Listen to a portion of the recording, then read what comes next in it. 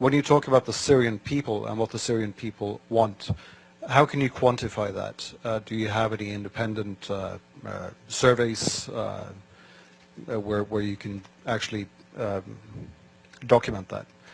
And secondly, you talk about the corporate media, the Western media, the lies, and all of this. Could you explain what you think might be the agenda from us in the Western media, and why we should lie, why the international organizations on the ground should lie, why we shouldn't believe all these absolutely documentable facts that we see from the ground, these hospitals being bombed, these civilians who are talking about the atrocities that they have been experiencing. How can you justify calling all of us liars? Sure. Thank you. I mean, there are certainly honest journalists amongst the very compromised establishment media.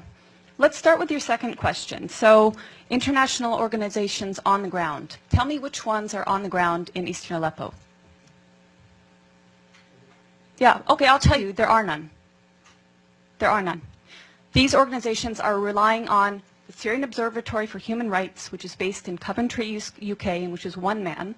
They're relying on compromised groups like the White Helmets, which, let's talk about the White Helmets. The White Helmets were founded in 2013 by a British ex-military officer.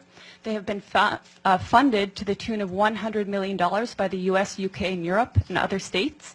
They purport to be rescuing civilians in eastern Aleppo and Idlib, yet no one in eastern Aleppo has heard of them. And I say no one, bearing in mind that now 95% of these areas of eastern Aleppo are liberated.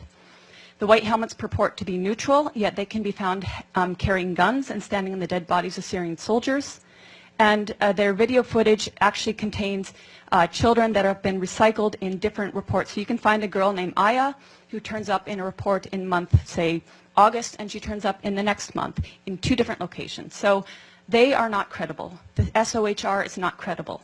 Unnamed activists are not credible. Once or twice maybe, but every time, not credible. So your sources on the ground, you don't have them. As for your agenda, not your, but the agenda of some corporate media, it is the agenda of regime change. How can the New York Times, I was reading it this morning, or how can Democracy Now!, which I was reading the other day, maintain until this day that this is a civil war in Syria? How can they maintain until this day that that the protests were unarmed and nonviolent until, say, 2012?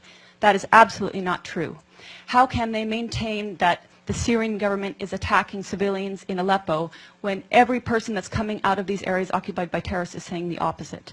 How do I quantify the support of the Syrian people? The elections. In 2014, the Syrian people held elections. The point being, overwhelmingly, the people support President Assad. So I'm basing it on their choice in their leader, and I'm basing it on my interactions with people in Syria.